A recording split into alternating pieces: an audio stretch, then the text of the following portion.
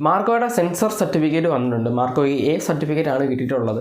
ഇപ്പോൾ തന്നെ പറയുന്നത് മലയാളത്തിലെ മോസ്റ്റ് വയലൻറ്റ് സിനിമ എന്നാണ് ഈ സിനിമ അറിയപ്പെടുന്നത്. ഇതൊരു ഹിറ്റ് ആവുകയാണെന്നുണ്ടെങ്കിൽ മലയാളത്തിൽ നിന്നൊരു പാൻ ഇന്ത്യൻ സിനിമ കൂടി വരും എന്നാണ് എനിക്ക് തോന്നുന്നത്. ആ ഒരു ലെവലിലാണ് ഇതിൻ്റെ ട്രെയിലർ വന്നിട്ടുണ്ട്. ഒരുപാട് പ്രതീക്ഷയുള്ള സിനിമയാണ്. സെൻസറിങ്ങിൻ്റെ സമയത്ത് ഏകദേശം 7 മിനിറ്റോളം സിനിമയിൽ നിന്ന് ഡിലീറ്റ് ചെയ്ത് കളഞ്ഞിട്ടുണ്ട്. പിന്നെ 8 മിനിറ്റോളം റീപ്ലേസും ചെയ്തിട്ടുണ്ട്. സിനിമയുടെ ടോട്ടൽ റൺ ടൈം എന്ന് പറയുന്നത് 143 മിനിറ്റാണ്.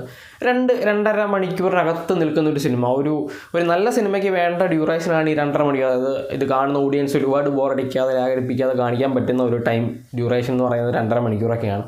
എന്തായാലും സിനിമ ഭയങ്കര വെയിറ്റ് ചെയ്തിരിക്കുന്ന സിനിമയാണ്. പലർക്കുള്ളൊരു ഡൗട്ടാണ് ഈ സിനിമ കാണുന്നതിന് മുമ്പ് മിഖായേൽ കാണണോ എന്നുള്ളത്. സ്പിൻ ഓഫ് എന്നുള്ള രീതിയിലൊക്കെ ഇതിന് പറയുന്നുണ്ട്. പക്ഷേ എനിക്ക് തോന്നുന്നില്ല ഇത് ഏത് ടൈം ലൈനിലുള്ള മാർക്കോയാണ് കാണിക്കുന്നുള്ളത്. നമ്മൾ മിഖായേലിൽ കണ്ടൊരു മാർക്കോ അല്ല. അപ്പം മിഖായേലുമായിട്ട് ഒരുപാട് റിലേഷനും കണക്ഷൻസും ഒന്നും ഈ സിനിമയ്ക്ക് കാണാനായിട്ടുള്ള ചാൻസ് ഇല്ല. ഒരു സ്റ്റാൻഡേർഡ് മൂവിയായിട്ട് നിൽക്കുന്നതാണ് എനിക്ക് തോന്നുന്നത്.